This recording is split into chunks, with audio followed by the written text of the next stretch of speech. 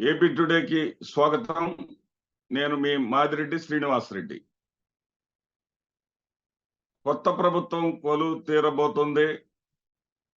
చంద్రబాబు నాయుడు గారికి, పవన్ కళ్యాణ్ గారికి, అదేవిధంగా భారతీయ జనతా పార్టీ అధ్యక్షురాలు అయినటువంటి పురంధేశ్వరి గారి ప్రజలు ఆశలు ఆకాంక్షలు ఈ కొత్త ప్రభుత్వం నెరవేర్చాలని ఆశిస్తూ ఈరోజు మన డిబేట్ లో ఎన్డీఏ సమావేశం అయిన తర్వాత చంద్రబాబు నాయుడు గారు చాలా చక్కగా మాట్లాడారు. మాట్లాడినటువంటి అంశం ఏంటంటే, ప్రధానమైనటువంటి అంశం ఏంటంటే, సంయమనం పాటించండి అని తెలుగుదేశం పార్టీ కార్యకర్తలకు పిలుపునిచ్చారు. ఆ పిలుపు చాలా ఆలస్యంగా ఇచ్చారు అని నేను అంటున్నా.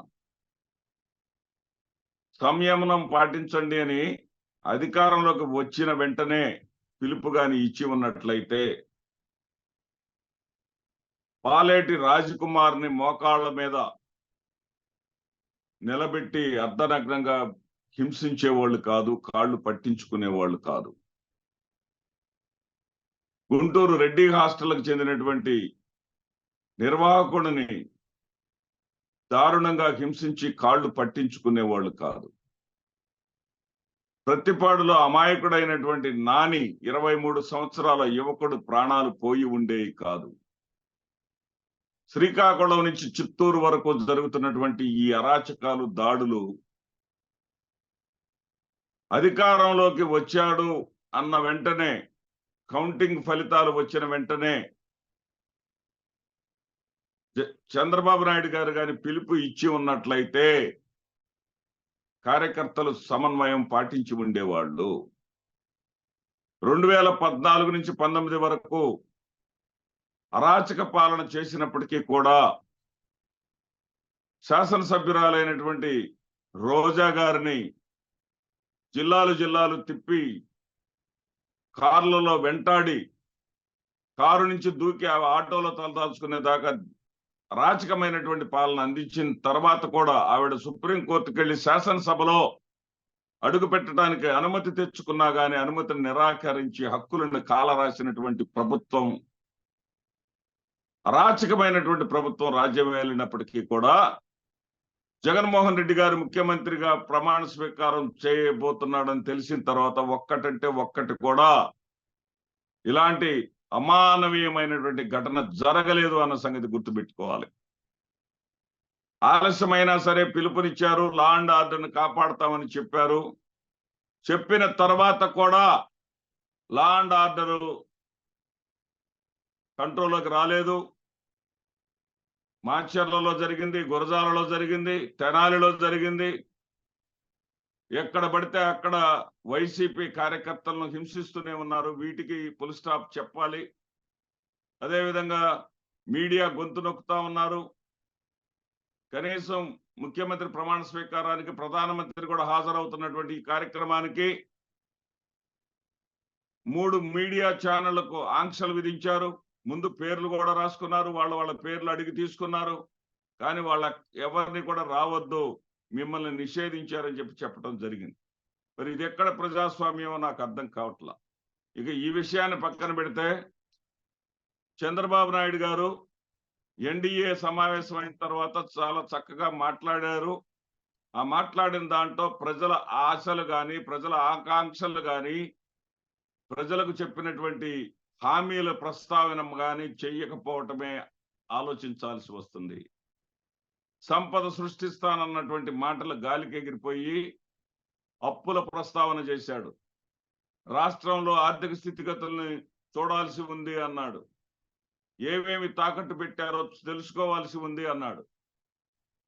ఓట్లేసి గెలిపించి మంచి పని చేశారు, కానీ మీతో బాధ్యత అయిపోలేదు అని ప్రజల మీదే తెలివిగా బాధ్యత పెట్టాడు.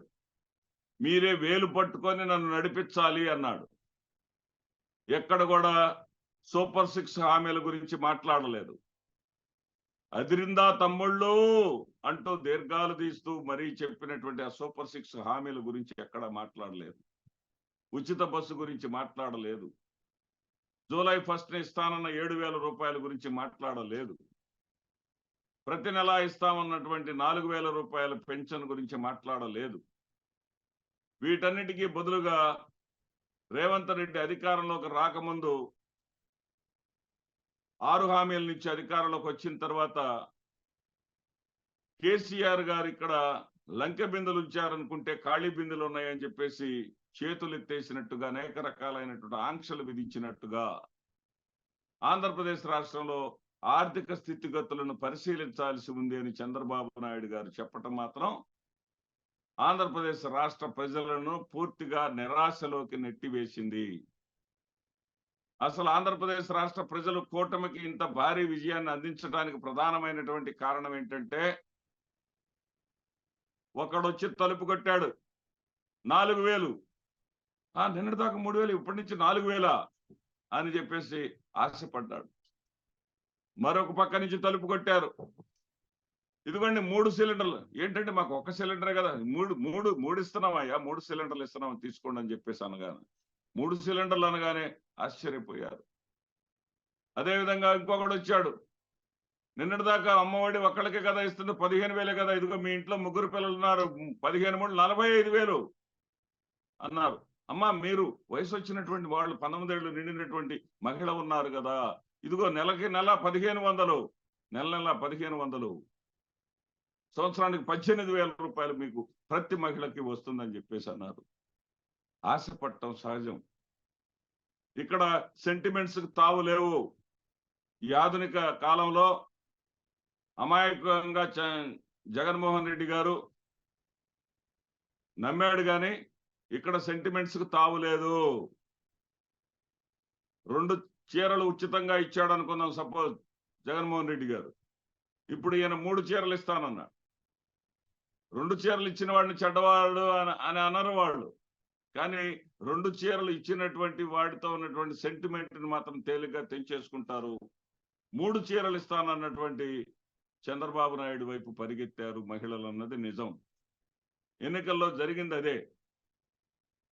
మరి వాళ్ళ ఆశలకు అనుగుణంగా సంపద సృష్టించి మీకు అది చేస్తాను ఇది చేస్తాను అనేటటువంటి మాటలు ఎక్కడా కనపడకుండా పేలవంగా ఆర్థిక స్థితిగతులను సమీక్షించాల్సి ఉంది, ఎక్కడ ఏం జరిగిందో చూడాల్సి ఉంది అనేటటువంటి మాటలు కప్పదాటు ధోరణిగా ఉన్నాయి. ఏరు దాటినాక తెప్ప తగలేసిన చందంగా ఉన్నాయి. అదేవిధంగా కక్ష సాధింపు లేదు అంటూనే మరి మీడియా మీద ఉక్కుపాదం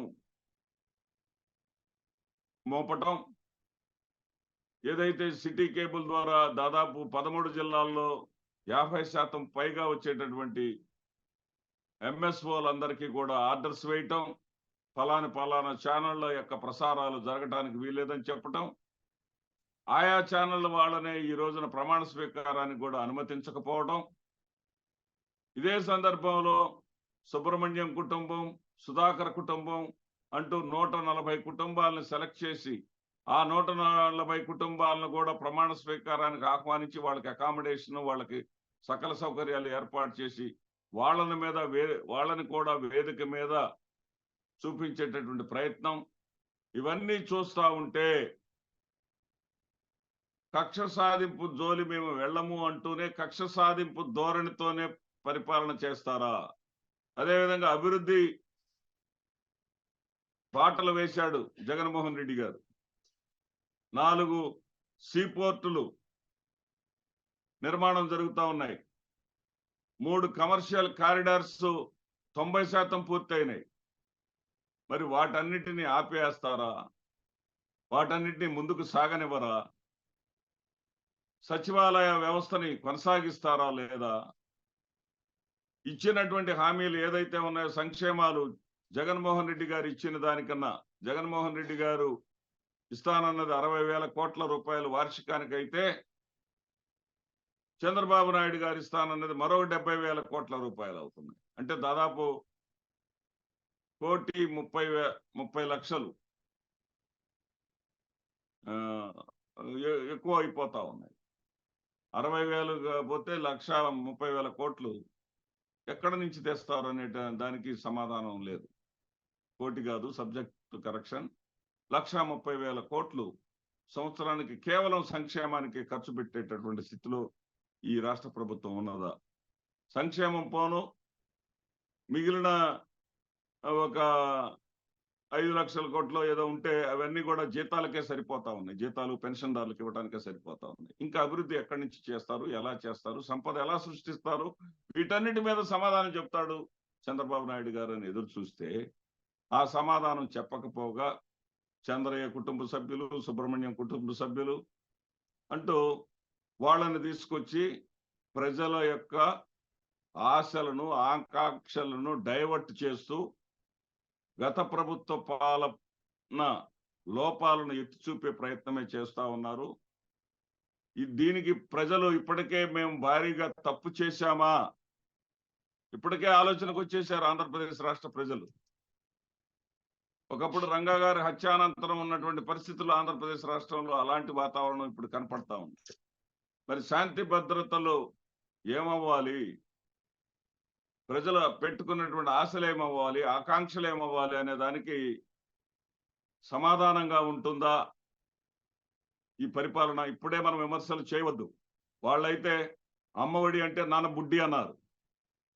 అలాగే ఇప్పుడు వీళ్ళు కూడా అనొచ్చు, అమ్మకు వందనం అంటే నాన్నకు ఇంధనం అని అనే మాటలు అనకుండా సంయమనం పాటించి కొన్ని నెలల పాటు అవకాశం ఇచ్చి కనీసం 6 నెలల పాటు చంద్రబాబు నాయుడు గారి ప్రభుత్వానికి స్వేచ్ఛనిచ్చి చంద్రబాబు నాయుడు గారు ప్రజల ఆకాంక్షలు నెరవేర్చే విధంగా పూర్తి సహాయ సహకారాలు విపక్షంగా వైఎస్ఆర్సీపీ అందించాలని కోరుకుంటూ సెలవు తీసుకుంటాం. నమస్తే.